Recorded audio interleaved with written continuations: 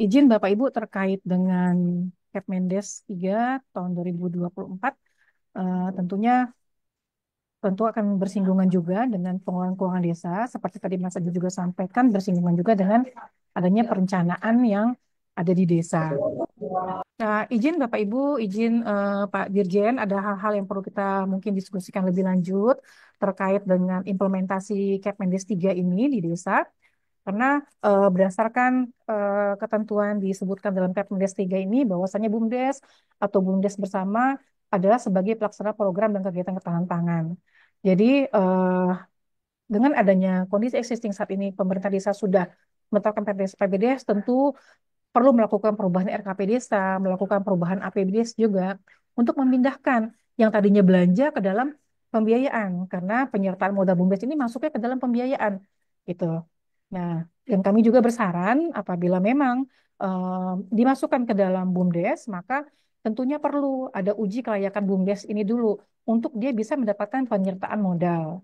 Karena kita mengingat tidak semua juga BUMDes di desa saat ini kondisinya sehat untuk bisa mendapatkan penyertaan modal dan mengelola anggaran yang kita harapkan ini bisa berdampak baik untuk masyarakat di desa terkait dengan ketahanan pangan dan hewani ini.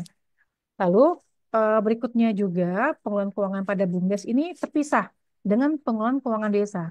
Sehingga pada saat desa memberikan pernyataan modal kepada BUMDes, maka selanjutnya akan menjadi kewenangan BUMDes untuk melakukan pengelolaan keuangannya. Nah, sehingga perlu diperkuat nantinya bagaimana pengawasan terhadap BUMDes tersebut, pemanfaatannya, dan juga pertanggungjawabannya.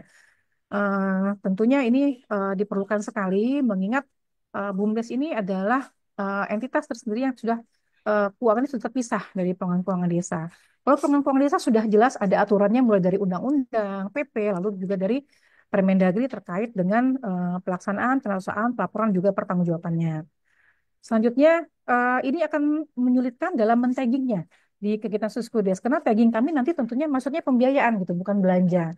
Tadi sudah kami sampaikan bahwasanya kita sudah men-tagging nih di Suskudes. Ada kegiatan-kegiatan apa saja untuk eh, kegiatan-kegiatan apa saja yang digunakan eh, untuk tanaman pangan ini. Tapi apabila dia sudah masuk ke dalam penyertaan modal, maka Siskudes yang men-taggingnya hanya penyertaan modal saja. Nah, ini juga kita perlu perhatikan karena tidak semua penyertaan modal yang diberikan oleh pemerintah kepada desa kepada BUMDes ini adalah untuk ketahanan pangan. Karena selama ini penyertaan modal itu ada yang untuk penyertaan modal awal pendirian BUMDes, ada juga untuk penyertaan modal tambahan BUMDes, gitu. Sehingga ini harus bisa dipisahkan nantinya mana yang merupakan penyertaan modal, mana yang merupakan uh, apa namanya kegiatan-kegiatan yang akan dilaksanakan oleh BUMDes untuk ketahanan pangan dan hewani ini.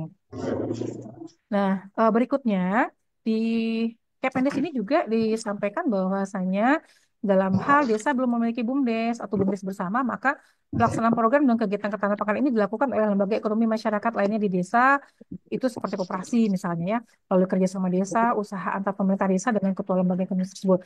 Nah, izin Bapak Ibu, di Undang-Undang 6 tahun 2014, sebagaimana diubah di Undang-Undang 3 tahun 2024 tentang desa ini mengatur, belum belum mengatur adanya penyertaan modal kepada desa melalui lembaga ekonomi masyarakat lainnya. Apabila kita membaca undang-undang maupun PP, maka kita melihat bahwasanya di undang-undang dan PP tersebut hanya membunyikan adanya pernyataan modal itu pada BUMDes gitu ya.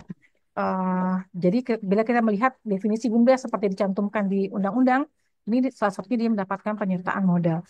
Nah, untuk itulah kami di Permendagri 20 memang baru mencantumkan pernyataan modal ini hanya kepada BUMDes karena payung hukum yang ada saat ini baru penyertaan modal kepada BUMDes. Nah, sehubungan dengan tersebut kami sampaikan bersaran izin ya, mungkin perlu dipersiapkan dahulu regulasi yang akan menjadi payung hukum gitu ya untuk penyertaan modal kepada lembaga ekonomi lain yang ada di desa agar tidak terjadi fraud nanti di desa. Karena pada saat desa menyertakan modal tentu akan ditanya apa dasar hukumnya, pasal berapa, undang-undang mana gitu. Tentu karena memang APH sangat rigid sekali apabila menanyakan pertanyaan gitu Bapak Ibu. Karena beberapa kali saya juga dimintakan keterangan ahli terkait dengan penyalahgunaan keuangan desa ini sangat rigid sekali. Benar-benar dasar hukum yang diminta disampaikan dalam melakukan suatu kegiatan di desa.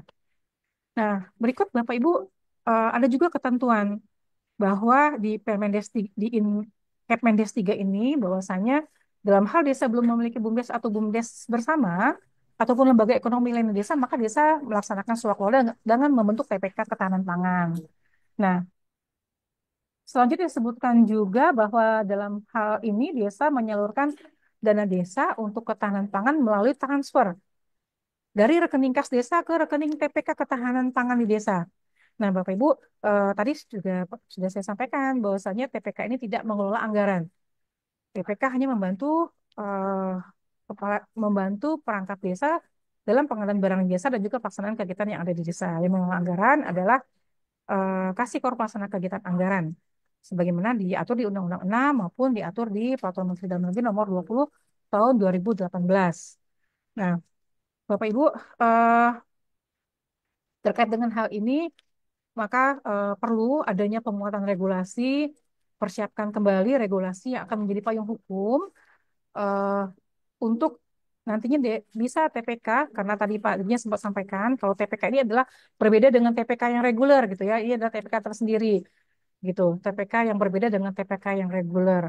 Nah, sedangkan terkait dengan hal tersebut, kita perlu ada payung hukumnya, baik itu diatur melalui undang-undang maupun diatur melalui PP ataupun mungkin melalui peraturan menteri yang bisa nanti menjadi dasar pelaksanaan pemerintah desa dalam melaksanakan eh, kebijakan ini gitu, supaya nanti tidak akan terjadi permasalahan di kemudian hari. Jadi Bapak Ibu, mungkin ini hal-hal yang perlu kita diskusikan bersama. Lebih kurangnya saya mohon maaf. Assalamualaikum warahmatullahi wabarakatuh.